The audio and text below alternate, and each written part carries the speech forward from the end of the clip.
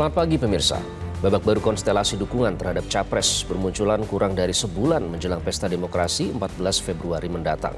Penghentian paksa videotron calon Presiden Anies Baswedan di Jakarta dan Bekasi yang dipasang oleh anak-anak muda sejumlah penggemar K-pop menjadi pemantiknya. Penghentian paksa penayangan video elektronik itu bukannya membuat ciut nyali, melainkan justru menumbuhkan perlawanan dalam bentuk partisipasi yang meluas. Mereka kembali memasang videotron di sejumlah daerah seperti Banda Aceh, Medan, Yogyakarta, Surabaya, Gorontalo, dan Sangatta, Kalimantan Timur. Videotron yang dipasang di wilayah-wilayah strategis itu pun menyedot perhatian publik. Ibarat mati satu, tumbuh seribu, patah tumbuh hilang berganti. Inilah editorial Media Indonesia edisi Senin 22 Januari dengan tema Perlawanan Kaum Muda bersama saya Iqbal Himawan. Anda juga bisa berpartisipasi dan berinteraksi melalui telepon interaktif di nomor 02158399100 dan pagi ini sudah hadir bersama saya anggota Dewan Redaksi Media Group Abdul Kohar Masbar. Selamat pagi. Selamat pagi Iqbal. Seru ya tadi malam ya? Ya seru. Nanti kita akan bahas soal itu terkait dengan bagaimana jalannya debat dan juga terkait dengan videotron, Ya. update status X dari Gus Imin singkat padat videotron gitu. Videotron. Ya. Ini juga yang menjadi topik dalam editorial Media Indonesia kali ini pemirsa, namun kami akan hadirkan terlebih dahulu headline yang menjadi topik utama di harian Media Indonesia pada pagi hari ini. Yang pertama ini terkait dengan yang pertama kita akan bahas soal gimmick Gibran jadi bumerang. Kenapa jadi bumerang? Karena tadi malam kalau kita lihat kan tidak terlalu berbeda gesturnya, caranya. Tapi kenapa yang kedua ini bisa menjadi berbeda, Mas? Berbeda karena itu diulang-ulang. Jadi gimmick yang disampaikan oleh Gibran yang berulang-ulang dan ditujukan kepada kedua kandidat dengan gestur yang lebih mirip, sebagian orang mengatakan melecehkan. Bukan lagi sekadar gimmick, tapi melecehkan. Yang itu mestinya tidak dilakukan di dalam forum seperti debat. Yang di dalamnya adalah pertarungan gagasan, pertarungan visi misi, dan menguliti apa yang menjadi program masing-masing pasangan calon, masing-masing kandidat. Tetapi yang terjadi adalah obral gimmick yang justru jadi bumerang. Apa bumerangnya? Kita lihat, kita saksikan di media sosial setelah itu, apakah itu di X atau di beberapa Instagram. Itu semua menyatakan bahwa apa yang dilakukan Gibran tidak pantas. Bahkan di kalangan anak muda yang kemudian dia disebut mewakili, dianggap mewakili anak muda katanya, itu sendiri juga dikritik tingkah laku Gibran. Mereka merasa agak malu karena itu tidak mewakili kami yang muda-muda. Istilah yang digunakan tuh cringe ya. Ya cringe. Istilahnya mereka menggunakan istilah cringe. Apa ya kalau di orang Sunda mungkin apa geleh atau yang justru ini menjadi bumerang pada diri Gibran yang sebelumnya dianggap bisa merebut, bisa membalikkan situasi, tetapi justru tadi malam meruntuhkan capaian-capaian sebelumnya. Dan tadi malam juga beberapa kali itu substansi yang disampaikan oleh Gibran juga meleset.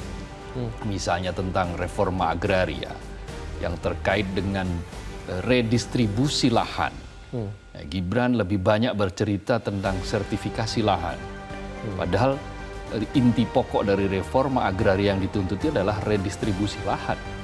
Ketika lebih dari 16 juta petani, katakanlah petani gurem, keluarga petani gurem hanya memiliki tanah untuk ditanami itu 0,5 hektar. Itu sangat kecil sekali. Di satu sisi banyak orang-orang yang memiliki puluhan ribu hektar, kelompok elit yang memiliki puluhan ribu hektar, bahkan ada yang 500.000 hektar, namanya hak guna usaha. Nah, itulah yang dianggap sebagai ketidakadilan dan tadi malam harusnya dielaborasi oleh Gibran, tetapi lebih dibawa ke persoalan-persoalan yang lebih teknis ya. Derajatnya itu derajat teknis. Jadi derajat teknis bukan derajat makro, bukan derajat policy, kebijakan, tapi derajatnya derajat teknis.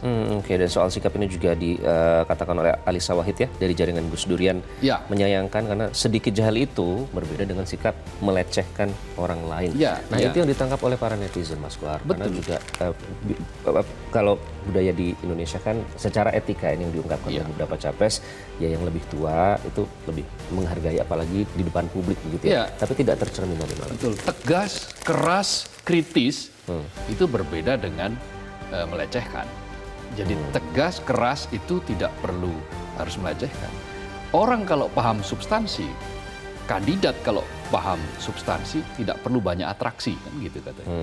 Tetapi kalau terlalu banyak atraksi itu berarti ada menutupi kelemahan dari kekurangan pada penyampaian substansi. Itu yang banyak disampaikan oleh para ahli bahwa ya dengan kekurangan kelemahan dalam hal substansi ya tentu saja akan menyedot perhatian melalui cara lain.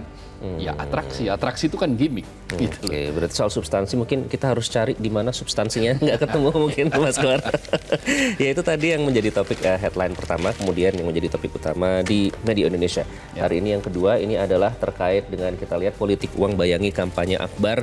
Ini dikhawatirkan ada aksi-aksi memancing dan memanasi pendukung lain. Ini kenapa? Ini kan setiap pemilu selalu muncul kekhawatiran ini. Politik Kenapa? uang itu kenapa selalu muncul ya karena memang kita tidak memiliki aparatus yang tegas. Yang berbeda kali ini, Mas, kalau kita melihat konteks pemilu yang terjadi saat ini. Ya sama saja. Politik uang kita lihatlah sebelumnya kan pernah ada ketua umum PAN Zulkifli Hasan bagi-bagi duit 50.000. Lalu pernah ada dai Pendakwa, Gus Miftah yang bagi-bagi duit. Yang di belakangnya lalu ada orang teriak-teriak Prabowo Gibran. Membawa kaos Misalnya itu ada juga. membawa kaos Prabowo Gibran. Jadi ini menunjukkan bahwa budaya atau cara-cara yang digunakan dengan menebar uang untuk mengharapkan tuah elektoral itu masih berlangsung secara masif dan ini dikhawatirkan akan semakin masif apabila kampanye Akbar. Ini yang menyampaikan Ketua Bawaslu sendiri loh. Karena itu apa yang akan dilakukan oleh Bawaslu akan menugaskan aparatnya dengan menggunakan seragam. Seragam Panwas, seragam Bawaslu, ya supaya yang akan melakukan transaksi atau politik uang itu menjadi takut, mikir-mikir, takut kalau disemprit. Nah, persoalannya adalah bagaimana kalau kemudian mereka juga mengiming-imingi aparat. Kalau mereka juga mengiming-imingi Panwas misalnya, dengan iming-iming yang luar biasa, tentu kita akan berhadapan dengan situasi yang tidak mudah di sini. Intinya adalah harus ada efek jera terhadap berbagai macam tindakan-tindakan yang melanggar pemilu dari awal. Kalau ada sekali, 2 kali, 3 kali bahkan ditoleransi, maka ini akan menjadi kebiasaan dan akan diikuti oleh yang lain. Oke, jadi jangan cuma hadir ya, Mas? Jangan cuma hadir dengan pakai seragam, tapi betul-betul ketika sudah dinyatakan atau dilihat faktanya jelas bahwa mereka melakukan politik uang, ya tangkap. Termasuk bagi mereka yang berusaha untuk diberi uang itu tapi merasa ada yang tidak benar, laporkan saja gitu. Ya, betul. Partisipasi dari publik itu juga penting kan, ya. Banyak kamera handphone bisa digunakan untuk mengcapture, bisa digunakan untuk mengambil gambar video, dan itu menjadi salah satu alat yang paling efektif saat ini. Sehingga tinggal nanti Bawaslu memverifikasi, memanggil orang ini, apa yang sebetulnya terjadi, memanggil, memverifikasi, lalu menindak. Oke, efek jera itu menarik supaya nanti tidak terulang soal politik, soal kampanye dengan politik uang, tapi juga jangan sampai pengusaha hiburan ini jera untuk menyerap lapangan kerja dengan usaha mereka karena mungkin pajak hiburan ini yang menjadi ini juga permasalahan, Mas. Persoalan baru yang sangat mengagetkan bagi para pelaku usaha hiburan, bisnis hiburan, yaitu pajak yang sampai 75%. Padahal selama ini yang diberlakukan di berbagai daerah, pajak hiburan itu di bawah 40%. Nah, banyak kalangan yang berusaha di bisnis hiburan, apakah itu karaoke dan yang lain-lain, itu memprotes kebijakan ini karena pasti kalau kebijakan ini diterapkan maka akan terjadi PHK besar-besaran di sektor hiburan. Sementara kita tahu di berbagai tempat itu sektor pariwisata itu melekat di dalamnya hiburan. Di Bali misalnya, itu sektor pariwisata itu terkait sangat erat dengan hiburan. Nah, kalau kemudian sektor hiburan ini dikenai pajak sampai 75%, maka yang akan terjadi adalah PHK besar-besaran, wisata bisa jadi ambruk. Hiburan bisa jadi ambruk, orang jadi malas untuk datang ke tempat wisata, karena ketika dia datang ke tempat wisata untuk mencari hiburan, dia harus membayar dengan sangat mahal. Nah, kenapa? Karena pasti pajak mahal akan dikenakan pada konsumen. Memberatkan pengusaha. Memberatkan 75% ya. konsumen, memberatkan pengusaha. Tujuannya apa sih Mas sebenarnya penaikan Ya, ini pajak kan sampai 75% menjadi itu? bagian dari upaya untuk meraih pendapatan pajak skala lebih besar. Ya. Nah, bola sekarang justru sekarang dilarikan, bola panas ini dilarikan ke daerah-daerah. Nah, kalau kita lihat kan beberapa menteri bilang bahwa ya daerah masih boleh lah menerapkan pajak di bawah 40%. Ya. Tetapi kan di beberapa daerah juga sudah menyatakan siap-siap berancang-ancang untuk menaikkannya menjadi 75%. Nah, ini kalau sampai terjadi, ya bagi daerah juga sebetulnya tidak menguntungkan. Bagi dunia hiburan apalagi, bagi bisnis hiburan apalagi, jelas sangat merugikan. Jadi bola panasnya itu sekarang ada di daerah. Daerah ya. Nah, tinggal daerah. Wali Bagaimana kota. nih daerah bernegosiasi dengan para pelaku bisnis hiburan ini. Tetapi sebetulnya tidak boleh keputusan itu berlaku secara parsial, tiap-tiap daerah beda-beda, itu tidak boleh. Karena itu ya mestinya setiap kebijakan itu menyertakan stakeholders. Setiap kebijakan itu mengajak bicara semua pihak yang terlibat di dalamnya. Ajak mereka dialog. Itu namanya politik partisipatif gitu loh. Nah, kalau mereka tidak diajak dialog ya bukan politik partisipasi lagi namanya. Baik, partisipasi juga ditunjukkan oleh kaum muda, Ya. Mas Kohar, yang sepertinya merasa ada yang salah ya dengan ada penurunan Videotron misalnya. Ya. Ada sesuatu yang mereka rasa tidak benar di situ. Nah, topik kita hari ini adalah perlawanan kaum muda. Ini apa yang dilawan? Ya, perlawanan atas pengekangan, perlawanan atas hambatan, tapi perlawanan dalam bentuk yang sangat kreatif. Jadi mati satu tumbuh 1000. Dihilangkan di Bekasi, dihilangkan di Jakarta, tetapi bisa muncul di Surabaya, bisa muncul di Yogyakarta, bisa muncul di Medan. Video elektronik atau Videotron Dengan inisiator yang beda-beda ya? Ini dengan inisiator yang beda-beda.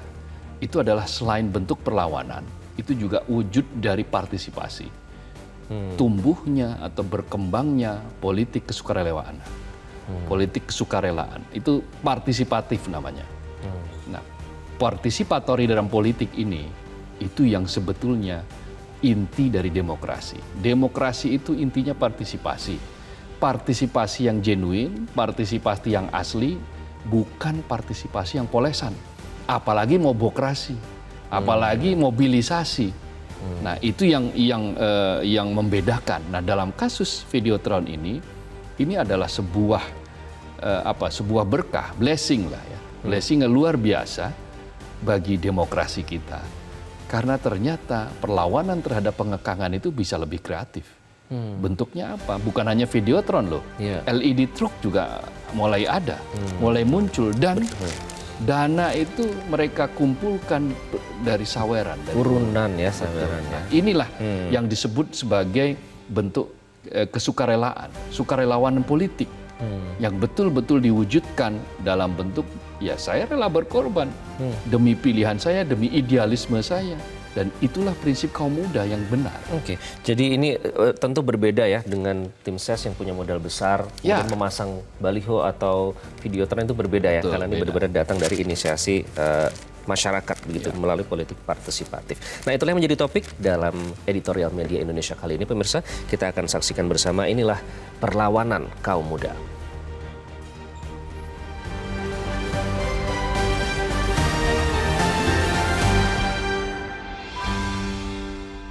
perlawanan kaum muda.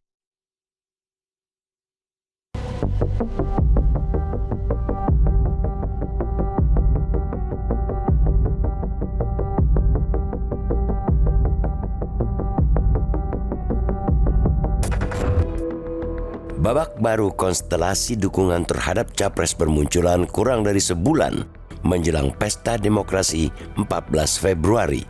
Penghentian paksa Videotron calon Presiden Anies Baswedan di Jakarta dan Bekasi yang dipasang anak-anak muda penggemar K-pop menjadi pemantiknya. Penghentian paksa penayangan video elektronik itu bukannya membuat ciut nyali, melainkan justru menumbuhkan perlawanan dalam bentuk partisipasi yang meluas. Mereka kembali memasang Videotron di sejumlah daerah seperti Banda Aceh, Medan, Yogyakarta, Surabaya, Gorontalo, dan Sanggata, Kalimantan Timur. Videotron yang dipasang di wilayah-wilayah strategis itu pun menyedot perhatian publik. Ibarat mati satu, tumbuh seribu, patah tumbuh, hilang berganti. Hebatnya lagi, biaya pemasangan video elektronik itu mereka sanggah sendiri secara urunan di sejumlah platform media sosial. Mereka mengajak para simpatisan untuk berpartisipasi melalui donasi. Hasil donasi itulah yang digunakan untuk membiayai penayangan Videotron tersebut. Dari sederet Videotron itu, publik pun bisa mengetahui pesan yang disampaikan. Kreasi seni dan semangat anak muda pendukung Capres 01 yang tergabung dalam Anies Bubble atau Humanis ini menyampaikan pesan yang jelas bahwa segala bentuk adangan, intimidasi, teror tidak menghentikan tekad mereka. Mereka pantang mundur dan rela berkorban urunan membuat Videotron dan karya-karya sejenis di media digital.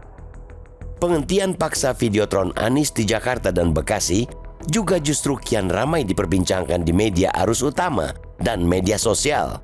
Perbincangan itu sebagian besar berisi penolakan dan perlawanan anak muda atas segala bentuk represi, pengekangan maupun intimidasi. Alhasil, anak-anak muda makin terkonsolidasi dan semangat mereka berkobar untuk memenangkan paslon yang mereka dukung. Tidak hanya Videotron, perlawanan komunitas muda ini bahkan melebar dalam bentuk urunan di jagat X untuk membuat truk LED di Jakarta dan sejumlah kota di tanah air. Video elektronik bergerak itu diangkut menggunakan truk berkeliling kota untuk menyampaikan pesan-pesan visi dan misi paslon 01. Dari kasus penjagalan Videotron Anies di Jakarta dan Bekasi, anak-anak muda menjadi tahu ada praktik lancung perpolitikan di tanah air yang berambisi untuk memenangkan paslon tertentu. Paslon ini didukung seluruh elemen pemerintahan dan kekuasaan.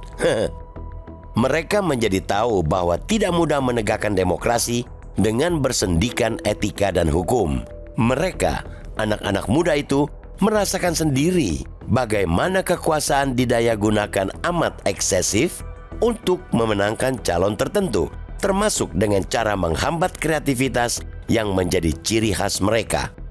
Dari pengekangan, hambatan, bahkan penjagalan itu, kini justru bertumbuhan politik partisipatoris. Anak-anak muda itu menyampaikan pesan penting kepada siapa saja, terutama penyelenggara negara, bahwa satu langkah bisa saja dikebiri, tapi spirit mereka tetap hidup. Mereka menunjukkan praktik sejati dari demokrasi, yakni partisipasi asli, bukan seolah-olah partisipasi padahal sesungguhnya mobilisasi. Cita-cita para pendiri bangsa menjadikan Indonesia sebagai negara demokrasi ialah demi memajukan kesejahteraan umum dan mewujudkan negara adil dan makmur. Demokrasi seharusnya menjiwai proses-proses pengambilan kebijakan tidak hanya di bidang politik, melainkan juga di bidang ekonomi, hukum, sosial, budaya, dan sebagainya. Kehadiran anak-anak muda pendukung Anies bak oase di tengah merebaknya budaya politik mobilisasi dan cara-cara culas yang dipertontonkan elit yang tamak kekuasaan. Kehadiran mereka menepis anggapan bahwa anak muda apatis terhadap politik. Mereka menepis stigma bahwa mereka asyik dengan dunia mereka sendiri. Kepedulian mereka dalam memilih pemimpin negeri ini menunjukkan politik partisipatoris yang menggembirakan. Mereka adalah pemilik 52% suara dalam Pilpres. Sejarah pergerakan Indonesia adalah sejarah anak muda, mulai dari Soekarno, Muhammad Hatta, Muhammad Yamin, Natsir, Syahrir, dan sebagainya. Mereka tidak pernah mundur sejengkal pun melawan kolonialisme. Begitupun kemerdekaan Indonesia tidak akan tercapai dalam waktu cepat jika anak muda Sukarni Kartodiwiryo dan Khairul Saleh Lamban bergerak untuk memaksa Soekarno-Hatta memproklamasikan kemerdekaan Republik Indonesia. Perlawanan anak muda terhadap kecurangan, tekanan dan teror dalam Pilpres akan menggelinding terus seperti bola salju. Strategi kampanye desak Anies dan berkomunikasi via aplikasi media sosial mampu menyasar generasi Z dan milenial, membangunkan kesadaran bahwa di tangan merekalah nasib bangsa ini ke depan dipertaruhkan. Anak muda punya energi dan daya pikir kritis sehingga mereka bisa menentukan sikap politik yang waras, bukan membebek karena terbius politik gimmick. Anak muda berperan tanpa perlu baperan. Mereka menolak mobilisasi dan memilih partisipasi asli.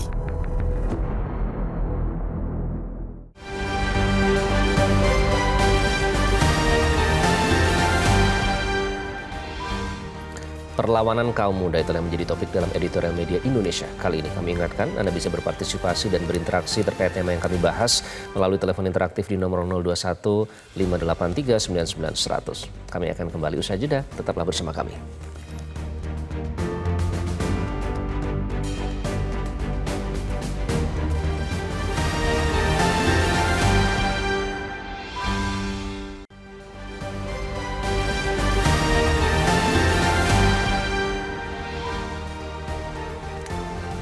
Anda kembali di editorial media Indonesia Pemirsa, dan untuk membahas tema editorial hari ini kita telah terhubung melalui sambungan telepon dengan pengamat politik Profesor Ikrar Nusa Bakti. Selamat pagi Prof. Ikrar.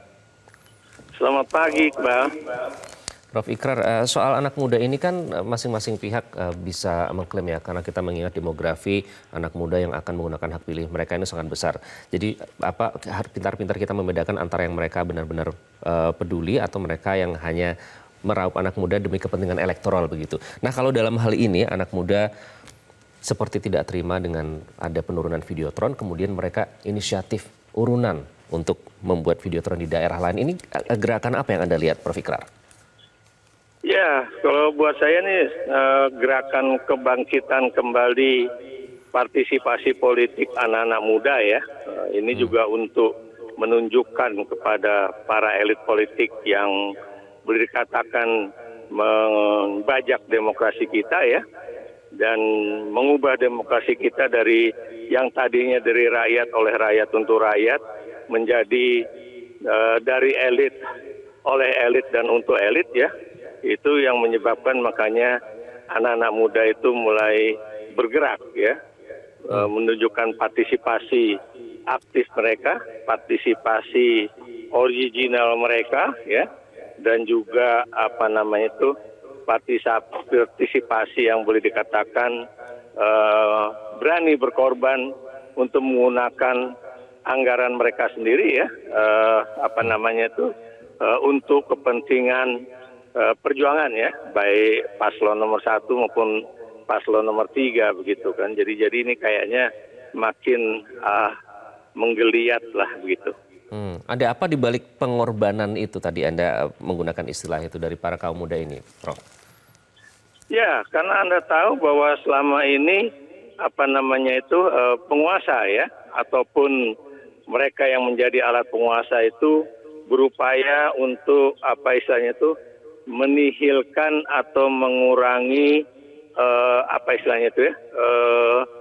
baliho ataupun Videotron ataupun macam-macam ya, yang selama ini boleh dikatakan bukan milik mereka atau bukan menggambarkan calon presiden dan wakil presiden mereka ya. Nah, ini misalnya kayak dalam kasus Anies Baswedan gitu ya, yang Videotronnya baru 1 hari udah dicopot ya, itu kemudian akhirnya malah menimbulkan satu kalimat ya, patah tumbuh hilang berganti, mati satu tumbuh seribu ya. Jadi hilang satu malah tumbuh seribu. Itu yang kemudian buat saya ini juga menjadi pelajaran juga ya buat mereka yang memiliki kekuasaan ya, untuk jangan main-main dengan anak muda Indonesia.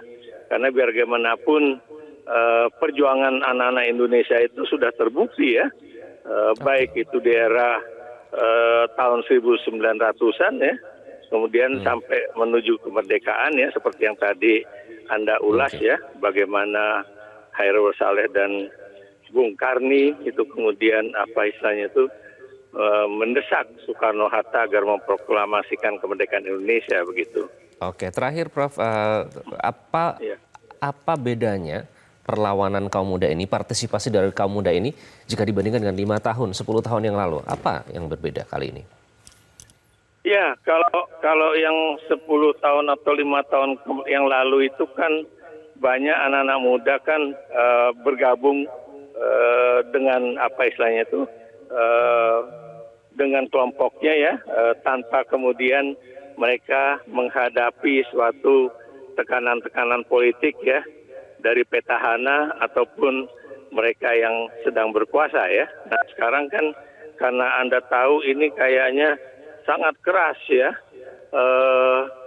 satu paslon ini mendapatkan dukungan dari pemerintah ya dengan berbagai cara, baik itu kekuasaan dalam bidang ekonomi, apalagi kekuasaan dalam bidang politik ya, yang kemudian juga diturunkan menjadi kekuasaan untuk bisa mencopot, bisa mencabut baliho ataupun videotron dari lawan politik mereka. Nah, disinilah kemudian anak-anak muda ingin menunjukkan bahwa anak muda mereka ini bukan seperti anak-anak muda yang ada di paslon nomor 2 ya, yang seakan-akan itu boleh dikatakan tunggal ya, bahwa anak-anak muda Indonesia itu tidaklah tunggal menjadi pendukung paslon nomor 2 ya, tapi juga anak-anak muda Indonesia itu juga ada yang juga mendukung pasangan lain ya, yang tentunya ya calon presiden dan calon wakil presidennya itu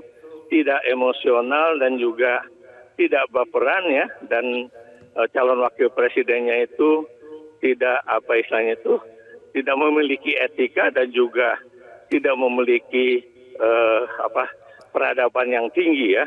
Nah, ini yang menunjukkan, makanya anak-anak muda lain itu juga menunjukkan ya, bangkit tunjukkan inilah anak muda yang sebenarnya, inilah anak muda yang juga memperjuangkan agar demokrasi itu tegak di negeri ini begitu. Baik, Prof, karena anak muda sesungguhnya butuh teladan ya. Terima kasih Prof Ikrar Nusa Bakti sudah bergabung dengan Editorial Media Indonesia. Bung Kohar, ada yang berbeda jika dibandingkan 5 tahun, 10 tahun yang lalu katanya ada tekanan yang cukup besar kali ini. Apakah yang mendasari inisiatif ini? Ya betul, itu sangat dirasakan. Jadi ketika kekuasaan digunakan sangat eksesif, maka di situ kata Gustav Jung nih, seorang psikolog, itu ada defisit cinta. Nah, ketika defisit cinta itu terjadi, maka publik, komunitas itu akan mencari cinta dan bergabung. Mereka yang sama-sama menjadi korban dari dominasi kekuasaan ini, mereka akan melakukan semacam perlawanan. Dan bentuk perlawanan yang paling efektif itu adalah partisipasi. Nah, politik partisipatoris hari ini yang muncul dalam konteks kasus Videotron ini adalah sebuah bentuk perlawanan yang luar biasa dari kaum muda. Mereka tidak mau dianggap sebagai anak muda yang buta politik. Mereka tidak mau dianggap sebagai anak muda yang bisa saja diintimidasi. Anak muda yang dianggap tidak tahu apa-apa. Anak muda yang dianggap sudah kamu ikut saja sama yang tua. Tidak bisa seperti itu. Bagi mereka, kecintaan mereka kepada paslon, kecintaan mereka kepada ide-ide, gagasan, perubahan yang diusung oleh calon yang didukung, itu harus diwujudkan.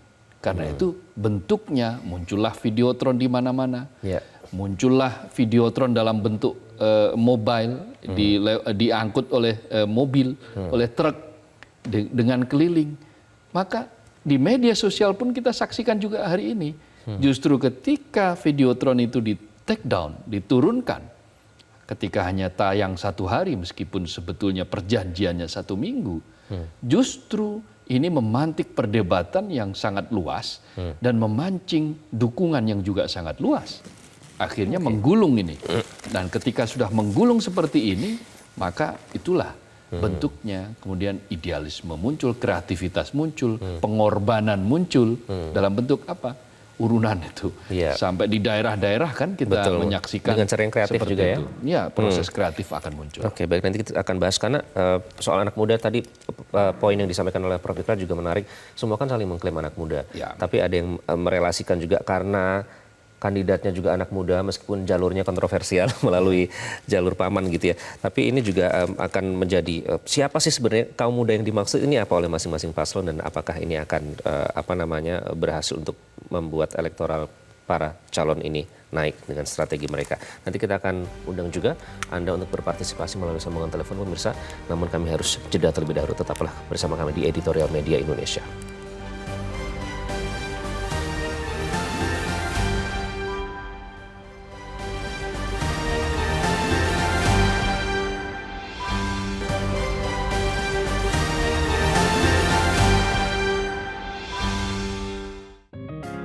Media Indonesia mengajak Anda untuk mengakses fitur premium e-paper. Dengan sajian konten berbasis intelektual dan meneguhkan kebangsaan, Media Indonesia tampil dengan lebih dinamis melalui e-paper Media Indonesia yang dapat Anda akses kapan saja, di mana saja. Caranya mudah, download aplikasi Media Indonesia di Android atau ketik link e-paper.mediaindonesia.com atau bisa scan QR Code pada layar kaca Anda. Klik tab e-paper di bagian samping layar tablet Anda, daftarkan data diri, serta pilih paket berlangganan e-paper Media Indonesia sesuai dengan kebutuhan Anda. Nikmati juga bonus spesial tambahan 4 halaman rubrik fokus setiap hari. Semua bisa Anda dapatkan hanya di e-paper Media Indonesia. Untuk informasi lebih lanjut, hubungi customer service di nomor 0811 1201 2018 atau kunjungi media sosial @mediaindonesia. Media Indonesia, referensi bangsa. Anda kembali di Editorial Media Indonesia, pemirsa, dan perlawanan kaum muda telah menjadi topik dalam editorial kali ini. Kami akan undang Anda beberapa penelpon untuk berpartisipasi. Yang pertama kita akan panggil Pak Amrozi dari Magelang. Pak Amrozi, selamat pagi. Selamat pagi Metro TV. Ya, silakan Pak Amrozi, bagaimana Anda melihat perlawanan kaum muda ini? Begini Bang, memang saya sudah tidak muda lagi, tapi saya tetap semangat muda. Dengan tema ini, saya apresiasi kepada Metro TV agar kaum muda itu tidak apatis terhadap perkembangan politik. Contohnya begini Bang, ini kan marak politik uang. Dalam satu keluarga misalnya terdiri 4 orang, bapak, ibu, dan anak. Anaknya anak muda sudah punya hak pilih ya. Kalau bapak ibunya dapat amplop 5 tahunan 50-an ribu atau 100-an ribu, orang tuanya dapat bantuan yang membuat budaya keset. Jangan anaknya itu tiru mental bapak ibunya.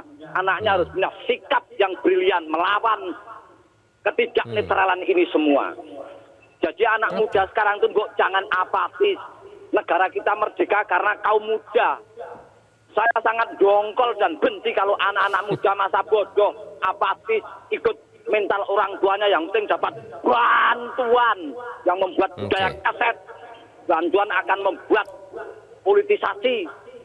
Ini taktik pemerintah sekarang, taktik penguasa sekarang. Ayo anak muda bangkit, lawan ketidaknetralan. Perbanyak video-video tron Anies Baswedan. Karena hanya Anies saya menaruh harapan. Baik, terima kasih Pak Amrozi bergabung dari Magelang. Kemudian ada Pak Edward di Bengkulu. Pak Edward, selamat pagi. Selamat pagi Metro TV. Ya, silakan Pak Edward. Melihat tindakan dari aparat terhadap masing-masing paslon ini, kita memang agak prihatin ya. Kalau ada penurunan videotron apa-apa, kita berharap, selalu saya sampaikan, kalau saya nyampaikan itu, mohonlah berikan yang baik-baik gitulah, karena ini sifatnya kontestasi. Cuma tolong diingat, kita kan ada aturan dan ada hukum.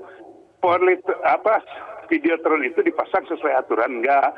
Kalau memang enggak ada aturan, wajar pihak yang bertugas untuk menantikan. Karena videotron di jalan-jalan itu bisa membawa bahaya juga. Makanya tempatnya harus yang diatur ya sebaik-baiknya. Tapi kalau ada penekanan cuma karena tidak mendukung salah satu paslon, ini kita sesalkan. Karena apa? Pemilu itu harus menyampaikan yang baik-baik. Proses tidak akan mengkhianati hasil. Kita ingin memilih pemimpin yang baik. Prosesnya harus baik. Nggak boleh prosesnya dengan paksaan, dengan kekerasan, dengan penekanan. Rakyat sudah cerdas sekarang. Rakyat Indonesia jangan dikira anak-anak muda itu enggak. Dengan adanya media sosial, wawasan mereka sangat luas. Mereka bisa melihat informasi-informasi, data-data yang dari sosial media yang gampang dilihat sekarang melalui Google apa-apa. Jadi jangan dibuka anak muda. Kalau memang itu adalah inisiatif mereka, kita dukung. Tetapi juga anak muda ingat, jangan melanggar aturan. Jangan melanggar hukum. Pasang videotron pada tempatnya dan sesuai dengan izin yang berlaku. Kalau ada penekanan, lawan. Itu prinsipnya. Kita ingin mendapatkan pemimpin yang terbaik. Baik, terima kasih. Satu catatan saya tidak setuju dengan pengamat politik Ikrar Nusa Bakti itu keberpihakan. Nggak boleh dia menonjolkan salah satu calon. Kalau pengamat itu harusnya netral, mestinya netral juga. Ini menurut Ikrar Nusa Bakti harus berhati-hati bicara. Baik, terima kasih Pak Edward sudah kami tangkap poinnya. Kemudian ada Pak John Veto di Batam. Pak John Veto, selamat pagi. Selamat pagi, Mas Iqbal lagi, Bung Abdul Kohar. Salam sehat selalu ya. Salam sehat. Silakan Pak John Veto. Ya. Perlawanan kaum muda. Jadi sebenarnya nih Mas Iqbal bukan kaum muda lagi yang lawan sekarang. Ya, emak-emak juga, bapak-bapak juga. Ya. Karena ya ada kejadian penurunan videotron di DKI, ya, di Batam. Ya, pasangan 01. Jadi begini, bentuk perlawanan yang dibikin oleh kaum muda ini, sebenarnya kita kembali aja kepada Sumpah Pemuda, ya. Tahun 28 itu di Surabaya itu kan semua ini kan melawan kezoliman, pemuda-pemuda itu melawan kezoliman Belanda waktu itu, ya. Melawan apa? Penjajahan, ya, ketidakadilan, ya. Jadi ini 2024 ini pas kita pemilu sekarang nih, pemilihan presiden ini, pileg ini, ya muncullah. Karena kenapa kaum muda melawan? Ya karena ada yang tidak beres. Saya kemarin ini ada ke Sumbar dari ini, sekarang perlawannya ngeri juga, hebat juga, kreatif. Kenapa saya bilang kreatif? Di truk-truk itu dari Pekanbaru ke Sumbar itu kemana itu, kita ditontonkan dengan apa? Walaupun dia cuma running tag itu, tapi bagus betul. Ya? Jadi kita disuguhi kalau berjalan sekarang, kalau dapat tuh disuguhi oleh apa itu. Running tag itu bisa diganti-ganti itu apanya tuh dari style ya. Hebat juga, bagus juga, kreatif juga. Nah ini berbentuk perlawanan kalau ada kezoliman, kalau ada penindasan. Jadi kan terjawab juga ya, PJ-PJ yang diangkut 200 orang lebih itu kan untuk ini guna rupa-rupanya. Baik. Iya, terima kasih. Ini memang ada, tidak Ya, tidak ada sudah kami tangkap poinnya Pak John Veto. Ada udah didesain gitu. Ya. Terima kasih Pak John Veto bergabung dari Batam. Ini menarik menempatkan di konteks sejarah, Mas Kohar. Sumpah Pemuda dulu juga melawan kezoliman, ketidakadilan. Bisa seperti itu analoginya ya? Iya, karena memang dalam sejarah kemudaan yang ada di Indonesia itu terkait erat dengan aktivisme, terkait erat dengan pendobrakan.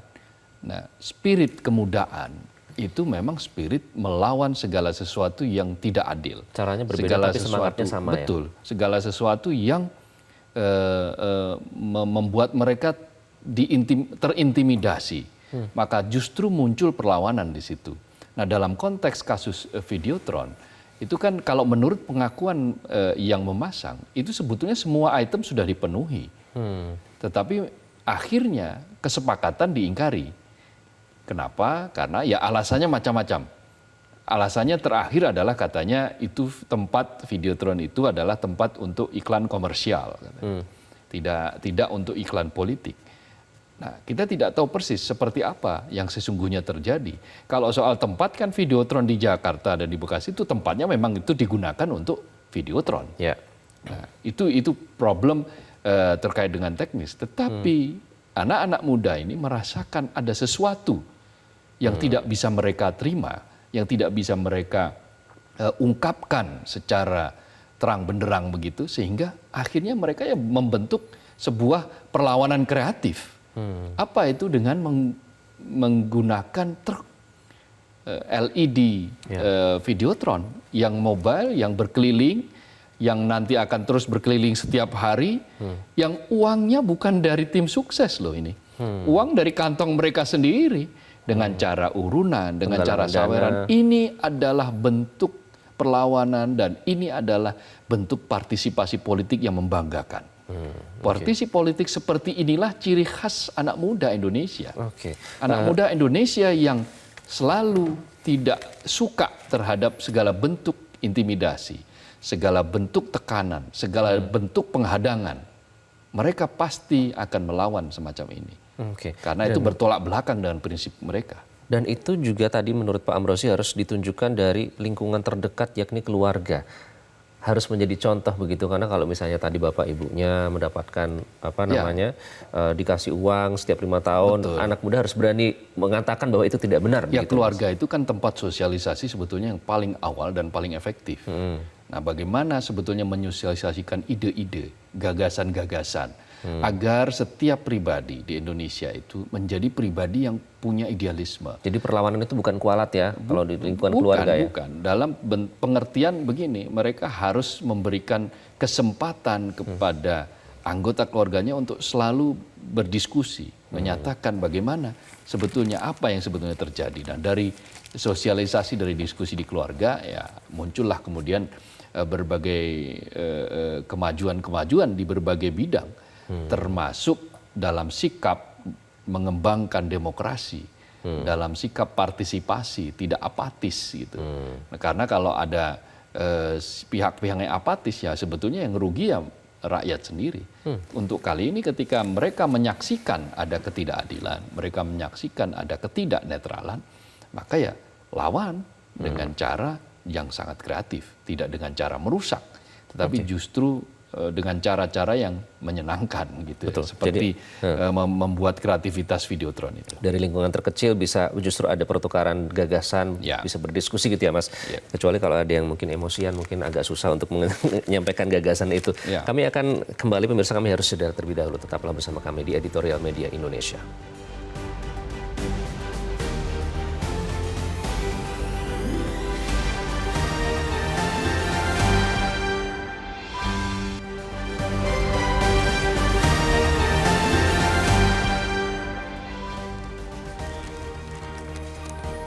Dan kembali di Editorial Media Indonesia, pemirsa, perlawanan kaum muda, Mas Kohar. Jadi ini kita sudah semakin mendekati hari pemilihan pada tanggal 14 Februari. Pasti nanti akan ada tekanan dan juga mungkin ada yang bilang itu bentuk intimidasi maupun itu dalam skala kecil atau skala besar. Nah, sebagai anak muda yang ini menjadi perebutan bagi para calon, ini apa yang harus kita lihat janji dari para calon ini yang kira-kira bisa membawa kita benar-benar menuju ke kesejahteraan begitu? Ya, bagi anak muda tentu saja mereka sudah punya cara sendiri, sudah punya metodologi sendiri. Orang tua tentu tidak perlu lagi mengajari mereka karena mereka bisa mengakses informasi dari sumber yang banyak sekali. Mereka bisa mengakses Instagram, bisa mengakses X, bisa mengakses TikTok, bisa melihat berbagai macam percakapan di YouTube yang semuanya mungkin informasinya teramat banyak, tetapi yang paling penting adalah bagaimana anak muda ini mau berdiskusi. Mau berdiskusi, pakailah hati nurani Anda gitu kan, dengan berdiskusi, beradu gagasan tentang semua kandidasi, tidak hanya yang terkait dengan pilpres, tetapi juga pemilu legislatif.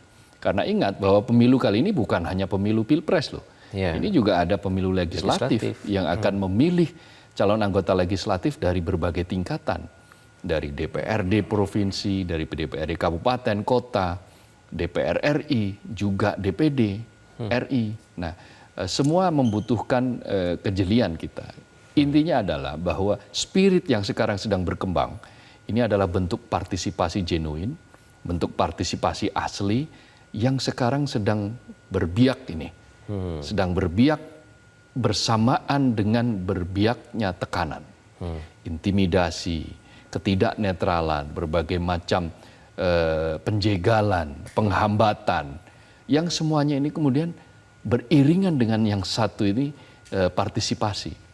Nah, ketika partisipasi ini semakin menggulung dan semakin besar, maka demokrasi kita menjanjikan harapan. Ke depan demokrasi kita akan dipenuhi oleh partisipasi, bukan lagi mobilisasi. Karena kalau mobilisasi itu yang akan bekerja adalah modal, uang, kapital. Tetapi kalau partisipasi itu justru pengorbanan yang muncul. Orang tidak butuh uang, tapi orang akan sanggup mengeluarkan uang demi untuk memperjuangkan idealisme. Oke. Dan etika itu masih penting bagi anak muda Oh Indonesia? jelas. Etika itu tidak mengenal usia.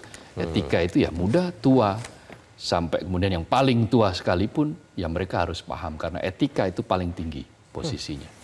Oke, baik. Memilih pemimpin yang baik harus dengan proses yang baik pula. Ya. Terima kasih Mas Kohar. Yuk, makasih. Sudah bergabung di Editorial Media Indonesia kali ini. Pemirsa, perlawanan anak muda terhadap kecurangan, tekanan, dan teror dalam Pilpres akan menggelinding terus layaknya bola salju. Anak muda punya energi dan daya pikir kritis sehingga mereka bisa menentukan sikap politik yang waras, bukan membebek karena terbius politik gimmick. Anak muda berperan tanpa perlu baperan. Mereka menolak mobilisasi dan memilih partisipasi asli. Terima kasih sudah menyaksikan Editorial Media Indonesia. Saya Iqbal Himawan, sampai jumpa.